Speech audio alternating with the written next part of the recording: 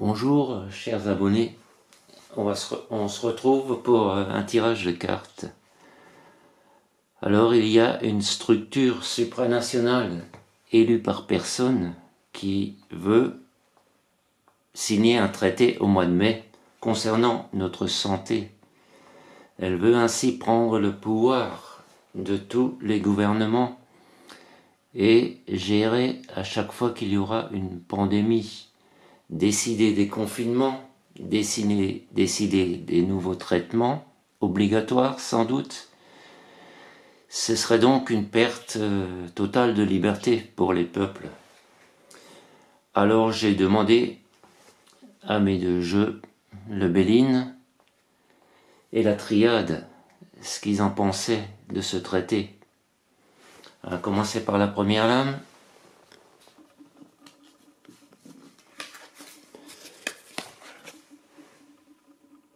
La première lame est carrément tombée du jeu, embrassant les cartes, et elle est déjà très claire, puisqu'elle nous parle de vol, de perte, d'abus de confiance, d'escroquerie, de manipulation. Donc je crois que dans cette première carte, l'essentiel est déjà dit.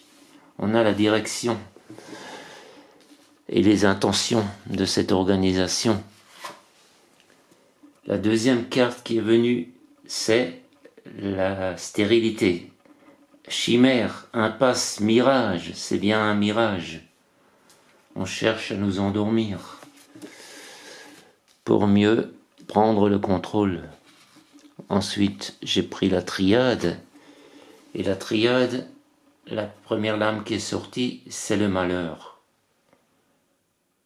Alors les deux jeux parlent très clairement. Et la deuxième carte, c'est le nadir. Vous voyez là, toute la zone obscure avec une toute petite lueur.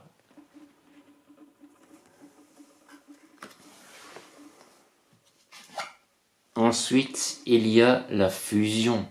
Effectivement, ce serait la fusion de tous les États-nations au niveau de la santé. Le pouvoir de tous les peuples, de toutes les nations serait remis à une seule organisation non élue et dont la plupart des dirigeants, bien souvent, ne sont pas des médecins. Ah, nous avons la protection.